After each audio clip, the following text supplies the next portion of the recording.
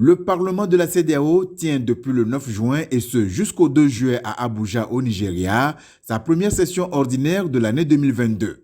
Cette session se tient à un moment où l'actualité est très préoccupante dans la sous-région.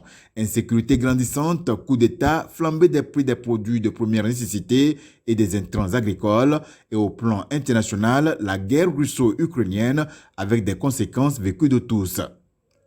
Au-delà donc des questions ordinairement débattues, notamment l'examen et adoption des rapports d'activité, des rapports pays et la présentation de l'état de la communauté, la rencontre se veut un rendez-vous du donner et du recevoir.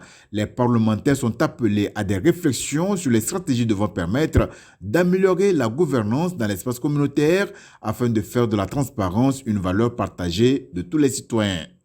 Les changements anticonstitutionnels de gouvernement ont été assez illustratifs de la fragilité des acquis démocratiques des 2 dernières décennies et il revient aux représentants des populations de proposer des approches de solutions pour la consolidation de la démocratie dans la sous-région.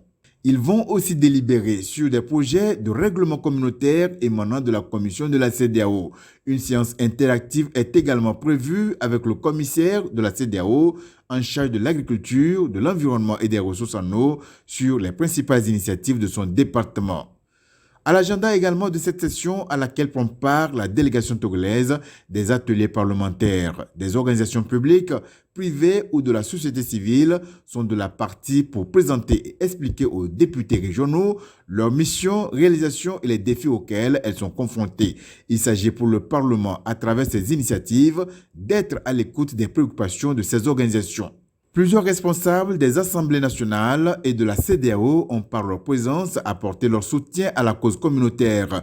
Face à ces sommités, le président du Parlement de la CEDEAO, l'honorable Sidi Mohamed Tunis, a soulevé une inquiétude. Il s'est interrogé sur ce que peut faire la CEDEAO en matière de contrôle des prix de l'énergie et des produits alimentaires, avant d'émettre le vœu de voir ces assises aboutir à des conclusions en phase avec les aspirations des populations.